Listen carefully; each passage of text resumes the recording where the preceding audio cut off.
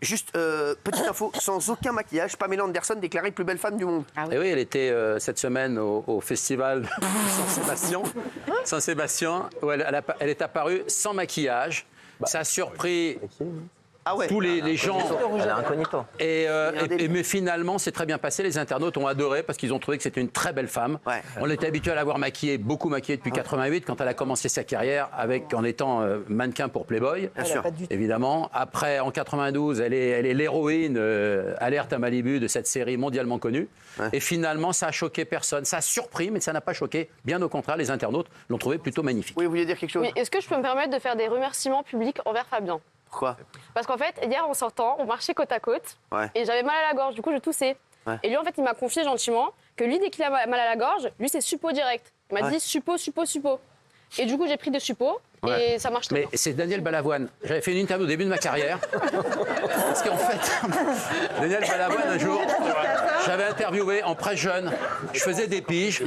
Et Balavoine, dans sa trousse de maquillage, il avait toujours des Falcons. Ah ouais. C'est quoi des Falcons? C'est des suppositoires qui sont très efficaces. Ah ouais.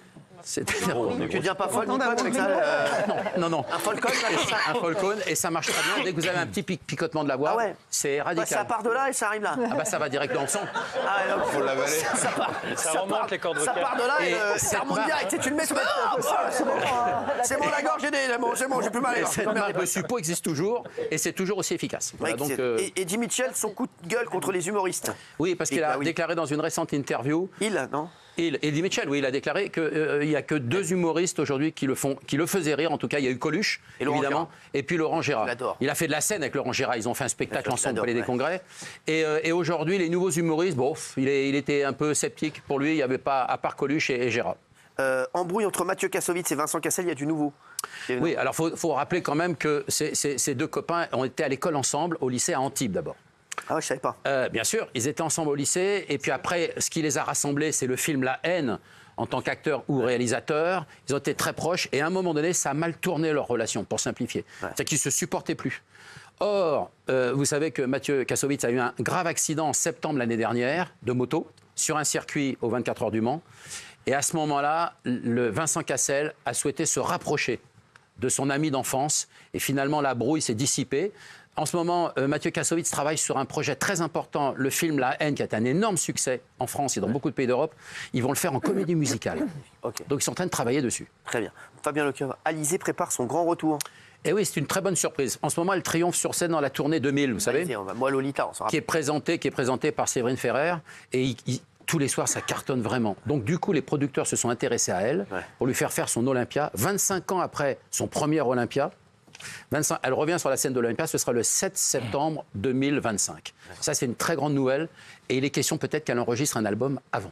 Très bien. Donc c'est un vrai retour inattendu, mais un bon retour, bon artiste. Coé Énergie, il y a des rebondissements, Gilles. Absolument. Donc Coé demandait des dommages et intérêts à Énergie. Il est mis en examen pour viol et agression sexuelle et il a été privé d'antenne.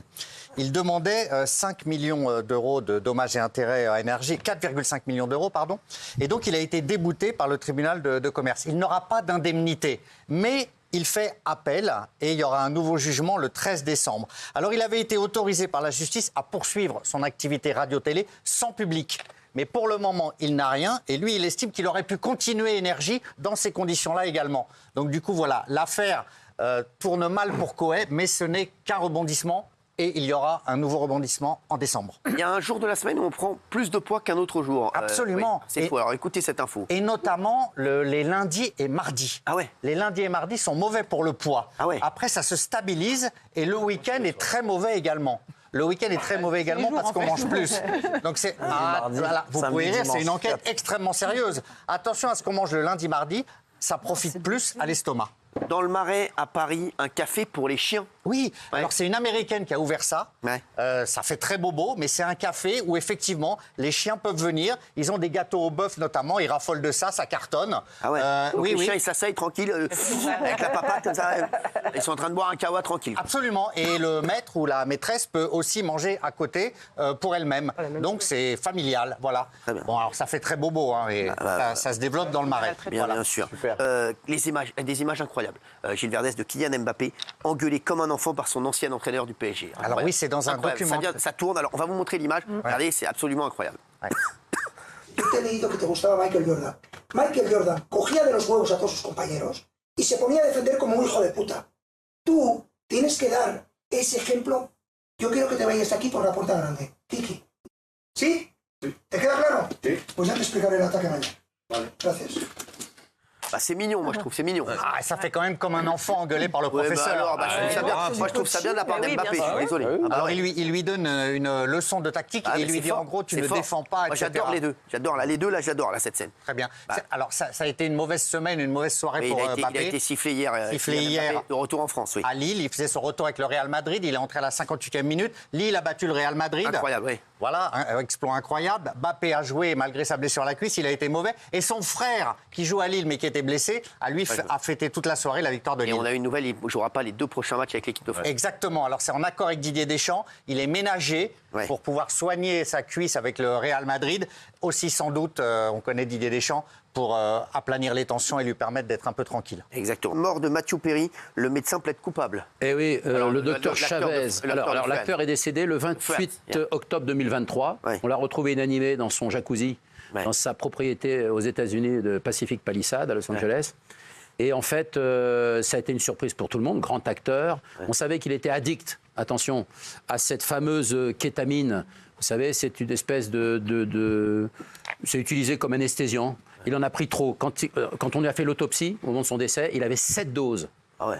De kétamine. C'est énorme. Hein. Et il faut savoir quand même qu'il avait déjà dépensé lui-même 9 millions de dollars pour essayer de se sortir de ses addictions. Et puis surtout 65 séjours de désintoxication.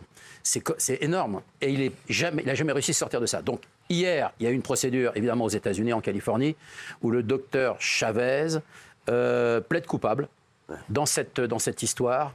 Il reconnaît avoir illégalement contribué, on va dire, à fournir de la kétamine, à l'acteur. Gilles. En fait, Mathieu Perry en prenait dans le cadre de sessions de thérapie contre la dépression. Il était soigné. Et à un moment, il est retombé dans l'addiction en octobre 2023, et il a eu besoin de plus de kétamine, de doses massives.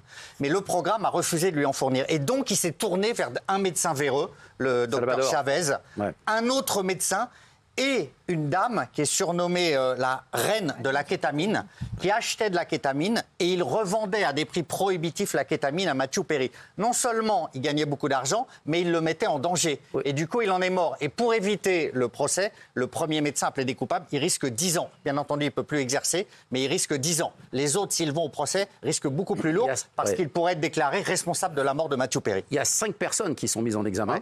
Et ce que dit... il a vraiment raison, parce qu'en fait... Il a raison parce qu'ils achetaient les doses et les petits flacons à 12 €, ils les revendaient 2 000 $. Ah. Très bien. C'est quand même... donc ils ont fait des marges énormes. Alors lui, en plaidant coupable, il risque 10 ans de prison, le docteur Chavez, mais les autres, les 5 autres, les 4 autres mises en examen dans cette affaire, peuvent prendre jusqu'à 120 ans de prison. Incroyable. Ils ont falsifié les dossiers médicaux de Mathieu Perry. Voilà. On a des nouvelles de Jean Dujardin. Oui, Jean Dujardin qui était mardi soir au concert de Mylène Farmer, seul, sans Nathalie Péchala, évidemment. Mais on l'a vu accompagné de Jean-Paul Gaultier. Il y avait Jean-Paul Gaultier, il y avait Laura Smet, etc. Mais en même temps, il était voir le concert de sa voisine, puisque vous le savez, ils habitent tous dans la même rue. C'est-à-dire, vous avez donc Jean Dujardin qui habite l'ancienne maison de Lino Ventura. Vous avez en face Mylène Farmer et à côté Jean-Marie Le Pen. Tout le monde est à Montretout. Donc, il est allé voir sa voisine. On ne crée pas tout. Plus maintenant. Et en fait, non mais le public, alors c'est un fantasme évidemment, le public rêve d'une liaison entre Dujardin et Farmer. C'est une belle histoire. Deux stars immenses, vous imaginez. Donc c'est quand même, voilà, mais tout ça c'est de la fiction, encore une fois plus. Exactement, oui.